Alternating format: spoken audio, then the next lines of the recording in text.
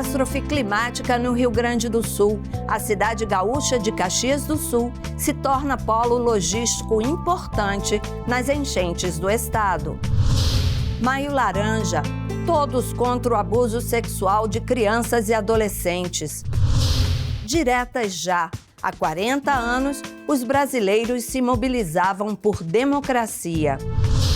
A dança que liberta. Quando o assunto é dança, qualquer lugar vira palco.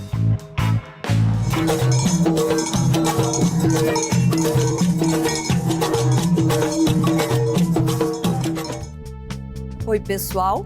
É em parlamentos como este que são tomadas decisões que regem a sua vida. Eu sou Andréia Alves e este é o Parlamento Brasil, um programa que há 18 anos é feito em parceria com as TVs legislativas de todo o país. A gente traz para você iniciativas parlamentares que acontecem não só em Brasília e que impactam a vida do brasileiro país afora. Vamos lá?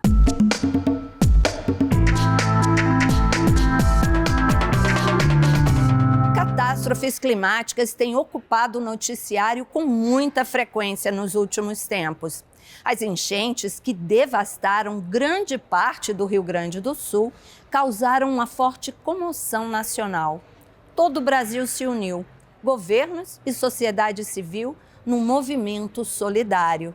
A cidade gaúcha de Caxias do Sul se tornou um polo logístico importante para levar ajuda para toda a região.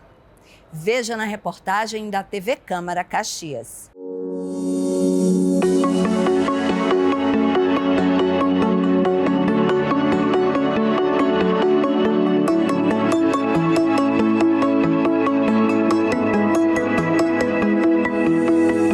O planeta Terra está mais quente.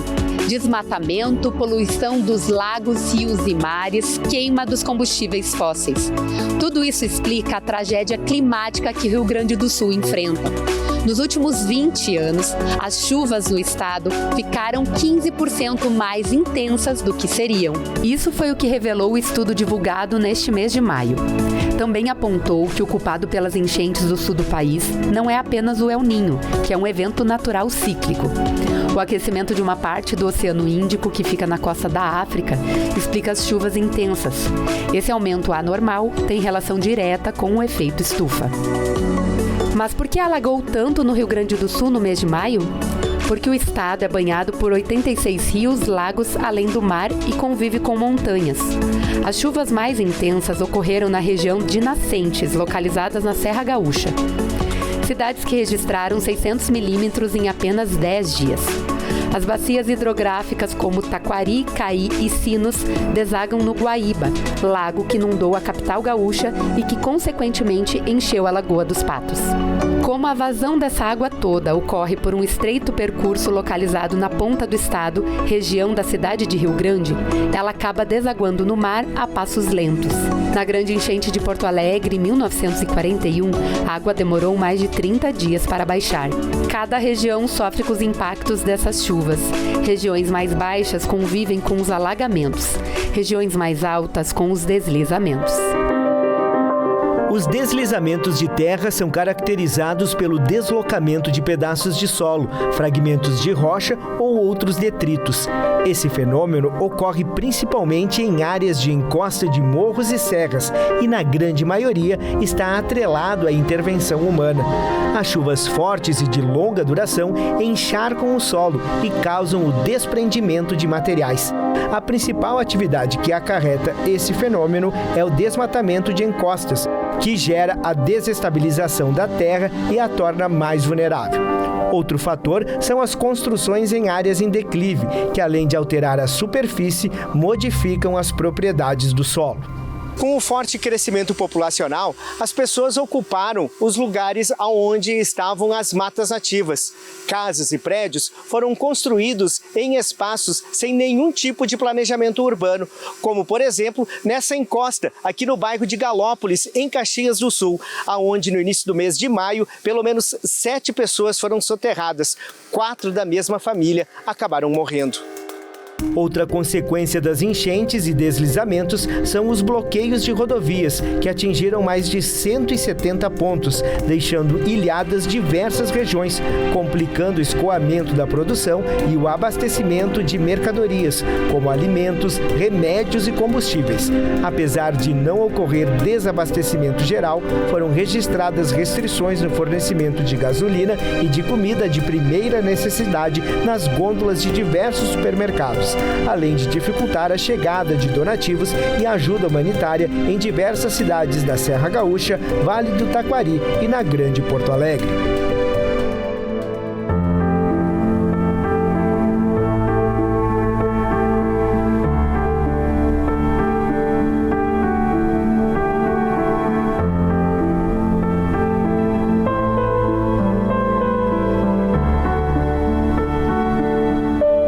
Se a situação das estradas é precária, é pelo ar que chega ajuda ao povo gaúcho.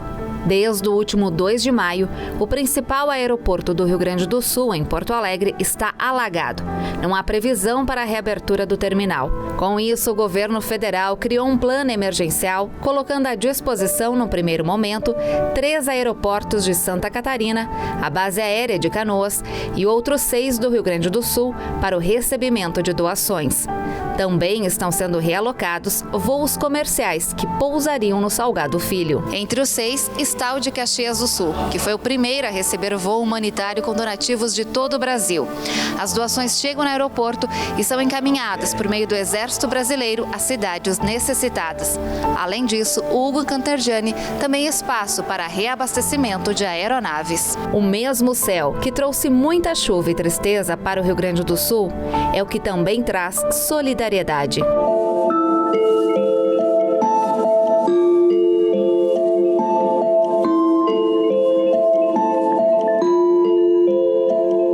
Se o momento no estado é difícil, a solidariedade é o que traz esperança de tempos melhores. São incontáveis as doações que chegam a Caxias do Sul e daqui são distribuídas para todo o estado. O Seminário Aparecida recebe doações desde o início de maio e conta com centenas de voluntários que trabalham diariamente na triagem, separação e destinação dos donativos. Outro ponto que centraliza os donativos é a base da Cruz Vermelha Brasileira, administrada pela Defesa Civil em parceria com o governo do estado. Os desafios são diários, antes nos resgates, agora com os abrigos e donativos e, em breve, com a reconstrução de grande parte do Rio Grande do Sul. E o que fica disso tudo? Uma mudança no olhar, que precisa ser sensível para as necessidades não só do povo, mas também da natureza.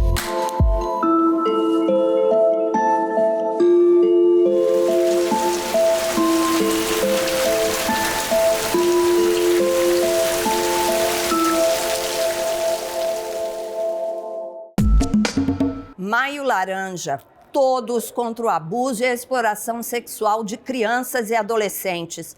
A Assembleia Legislativa de Mato Grosso do Sul promove campanha de conscientização sobre esse problema que vitimiza milhares de crianças todos os anos no Brasil.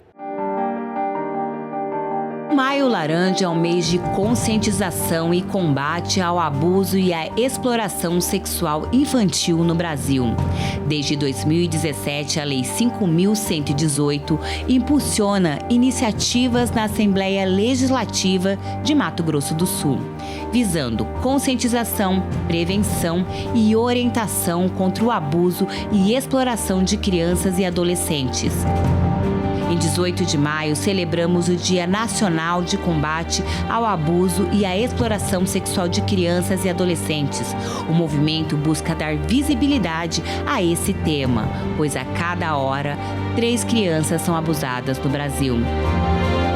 Cerca de 51% delas têm entre 1 e 5 anos de idade.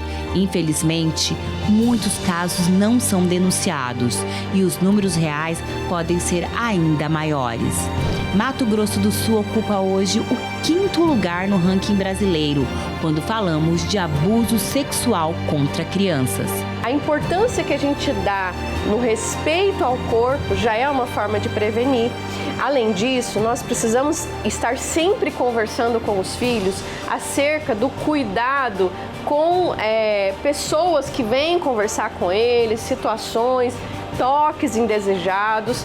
Então a criança ela precisa ter um bom diálogo com os pais. Então os pais podem criar e construir essa relação baseada em diálogo. Essa é uma maneira muito importante e fácil de você prevenir qualquer situação indesejada. Responsabilidade coletiva. A luta contra o abuso sexual infantil é de todos nós.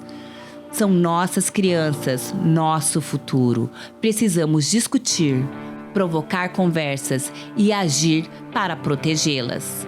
A internet hoje tem sido alvo de muitos abusadores, de pessoas com transtornos mesmo, e tem usado das ferramentas da internet para acessar essas crianças que são vulneráveis emocionalmente e muitas vezes carentes de relacionamento e encontram na internet uma forma ali de se satisfazer, porque muitas vezes através de jogos, através de palavras de afirmação, esses abusadores encontram a vulnerabilidade da criança.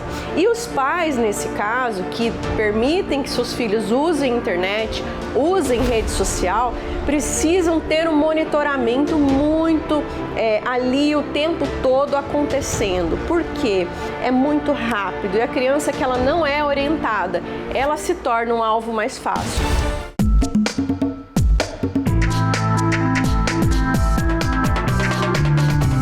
Há 40 anos, em 1984, plena ditadura militar, o Congresso Nacional votava uma proposta de emenda à Constituição. O objetivo da PEC era restabelecer a democracia e instituir o voto direto para presidente da República. A população se engajou em peso no movimento Direta Já.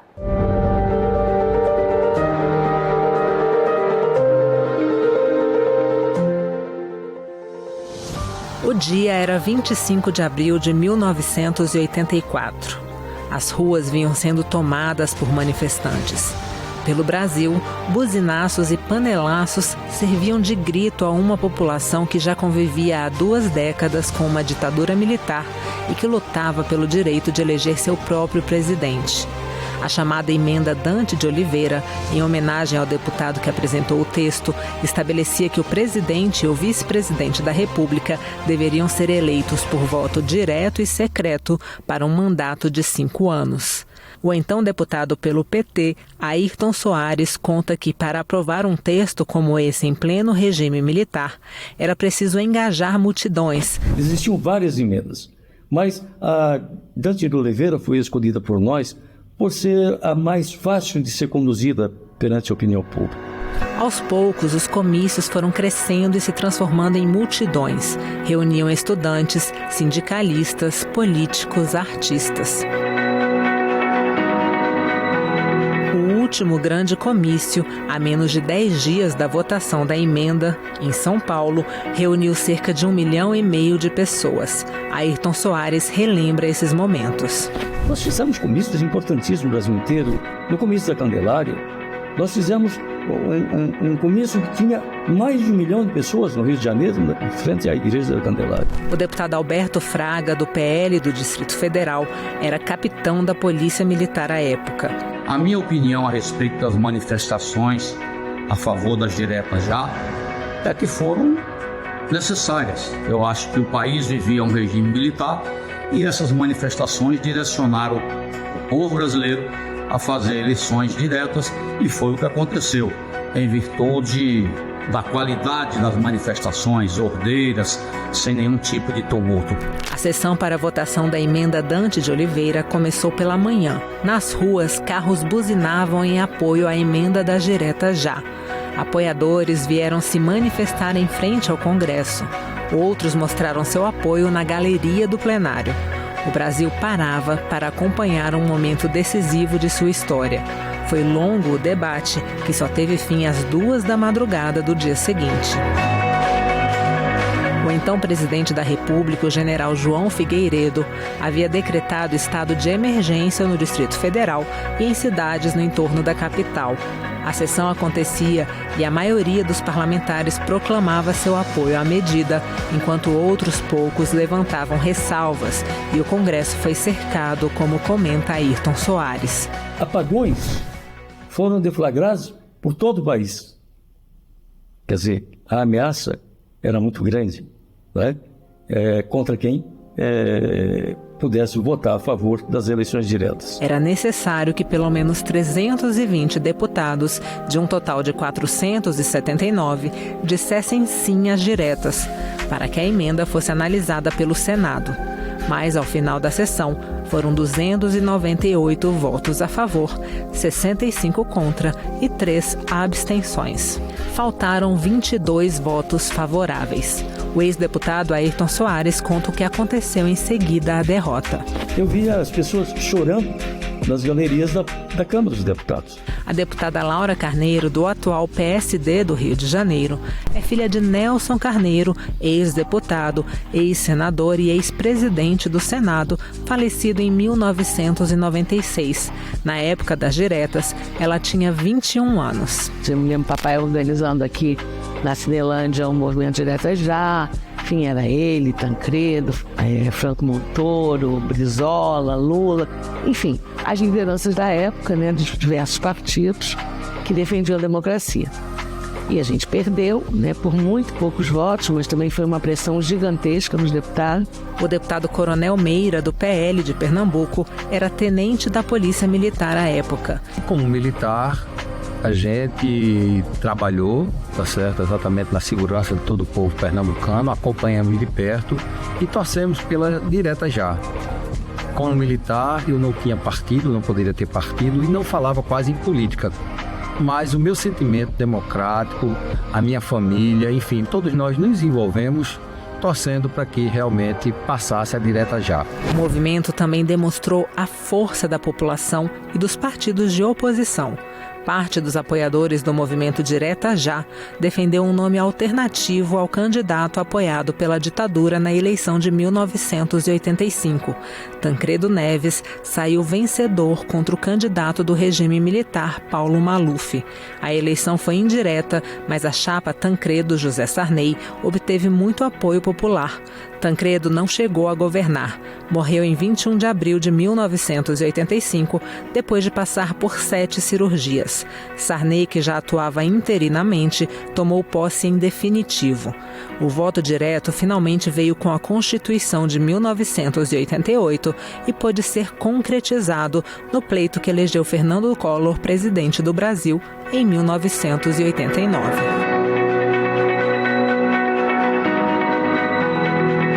E agora, 40 anos depois da emenda que tentou redemocratizar o país, qual o estado da democracia brasileira? Para o professor de filosofia Renato Nogueira, o Brasil tem certa dificuldade em lidar com a democracia. A história do Brasil, ela tem uma fundação, ela se organiza em torno do autoritarismo. De alguma maneira, a gestão autoritária do poder, ela está na estrutura, na coluna cervical da sociedade brasileira. A deputada Carol D'Artora, do PT do Paraná, é historiadora e professora. Ela aponta uma consequência relevante da ditadura para a formação da cidadania dos brasileiros. É importante lembrar também que nós ficamos 40 anos sem filosofia e sociologia nos currículos, né, no período da ditadura, e isso só se encerrou em 2008. Filosofia e sociologia só voltaram para os currículos em 2008. Então, a possibilidade da gente pensar criticamente, refletir sobre o que foi a ditadura através dos instrumentos que são essas duas disciplinas tão importantes, não estavam disponíveis, né, na formação, básica brasileira.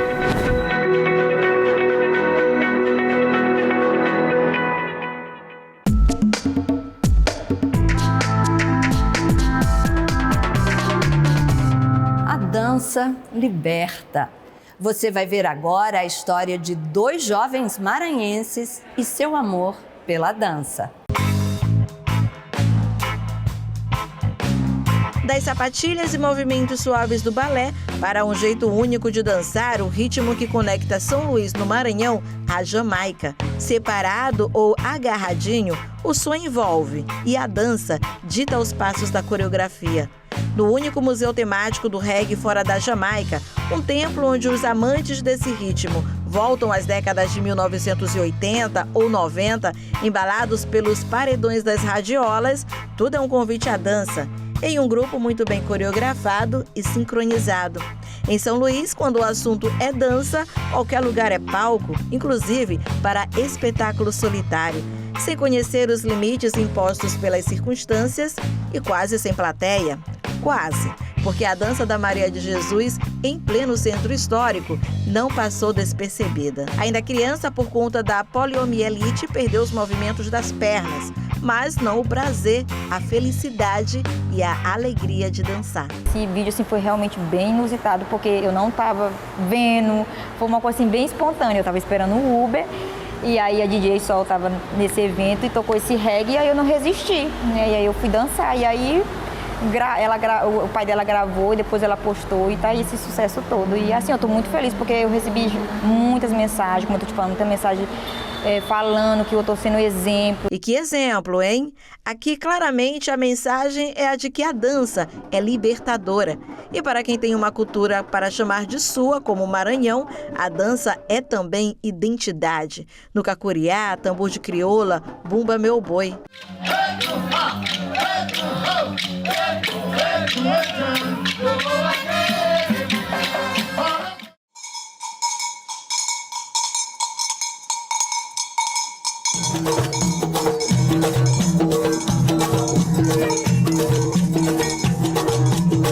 Essa identidade faz qualquer um de nós ir longe, para Harvard, quem sabe, por causa da dança no boi da floresta, como Kazumba, Igor foi mostrar nossa cultura em uma das universidades mais respeitadas do mundo, na Brasil Conference, que acontece desde 2015 em Harvard, nos Estados Unidos. Tem um programa específico, que é o programa de Cultura Brasileira em Ação, que selecionava 2 artistas que conseguem debater as questões sociais do Brasil por meio da arte e da cultura. Uma cultura feita, por exemplo, aqui no Quilombo da Liberdade, que é o maior quilombo urbano da América Latina. Aos 18 anos, a passagem de Igor por lá foi a caráter.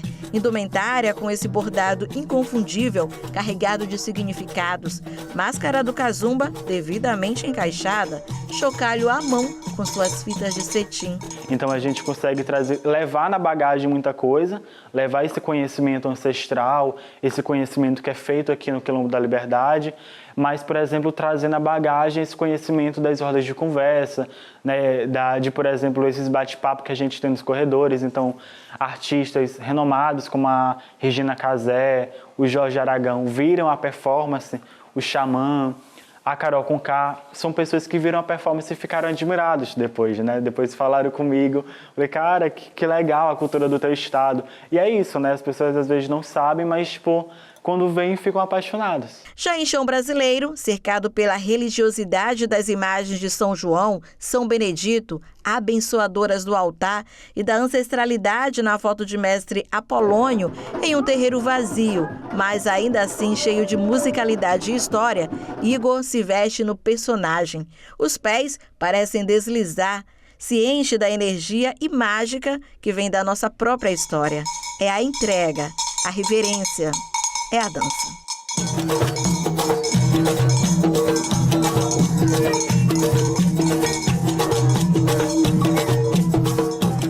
É incrível como a gente vai longe quando faz o que gosta, não é mesmo? Olha, a gente deixa vocês agora com os visitantes do Congresso Nacional. Sabia que são mais de 3.000 pessoas que vêm aqui todas as semanas? É uma visita muito bacana, viu? E olha, você sabe que se quiser rever este ou qualquer outro programa da TV Senado, tem tudo na internet, no site da TV ou no YouTube. Até semana que vem. Tchau! Acho que faz parte da nossa democracia. E é importante, para a gente, para o país, e acho que todo mundo deveria vir conhecer de onde saem as as leis, da onde é tudo votado. Eu acho muito importante. É uma catástrofe, né? E eu acho que a gente tem muito que aprender com isso que está acontecendo. Eu acho que a gente está caminhando e a gente tem que aprender muito ainda. A gente não está livre de coisas piores virem acontecer no nosso país, né? Isso serviu como um exemplo. Espero ver conhecer a história melhor, né? Como surgiu, por que Brasília. Espero conhecer mais sobre os três poderes, sobre a importância de cada câmara. Ver as obras, o que restou delas, o que conseguiu ser restaurado, o que ainda está faltando, as marcas que o 8 de janeiro deixou aqui. É muito importante estar aqui hoje e estar no Congresso Nacional, porque ele é uma das sedes dos três poderes, né? Dos três poderes, no caso, o poder legislativo. E é interessante para mim, que faço o curso de Direito, entender como são formuladas as leis, entender a questão histórica deste prédio, que é um prédio histórico, né? Construído na década de 50. Então é muito interessante estar aqui, acompanhar, ver as obras e toda a história e toda a questão que envolve este prédio. Eu sou Elisandro, nós viemos da Faculdade Adventista do Paraná, na cidade de Maringá. Estamos visitando hoje a capital federal. Trouxemos os nossos alunos, nós temos um grupo aqui de 110 alunos da faculdade. Viemos aqui para visitar e entender um pouquinho mais, nos aprofundar um pouquinho mais na questão da política do nosso país. Nós acreditamos que o nosso país pode ser melhor e essa melhora passa sim pela política, pelos líderes políticos que nós temos aqui, que o povo é que escolhe. E nós acreditamos que com a democracia no Brasil, do jeito que ela está hoje, sim é possível melhorar. Talvez com a ajuda do povo, somado com os nossos líderes políticos, apesar de termos bastante falhas nesse sistema, mas nós acreditamos que sim, o Brasil pode ser um país ainda melhor, não só dentro, mas também como uma imagem que nós podemos passar para fora do Brasil. Me chamo Yuri Luz, eu sou aqui de Brasília, mas agora eu estudo na Faculdade de Adventista do Paraná. É sempre bom voltar pro meu quadradinho, porque essa cidade tem algo de especial que só quem é daqui sabe. É bom estar de volta e conhecer como as coisas realmente funcionam, porque tudo no nosso país agora está envolvido na política e a gente que é jovem, a gente tem um papel fundamental para a gente dizer às pessoas que a gente deve sim notar para a política e não apenas militar por coisas que a gente realmente não conhece. Então é sempre bom vir aqui e saber como as coisas realmente funcionam. Eu sou o Felipe Carlos, sou estudante, sou de Hortolândia, São Paulo, e estou aqui em Brasília para ver mais sobre meu país, que é um país que eu amo, um país que eu nasci, né? Ver como tudo funciona, porque eu sou realmente fascinado, gosto muito de ver meu país indo para frente. Então vim aqui só para ver como que funciona, para ter mais experiência e ter mais conhecimento sobre o país que eu amo.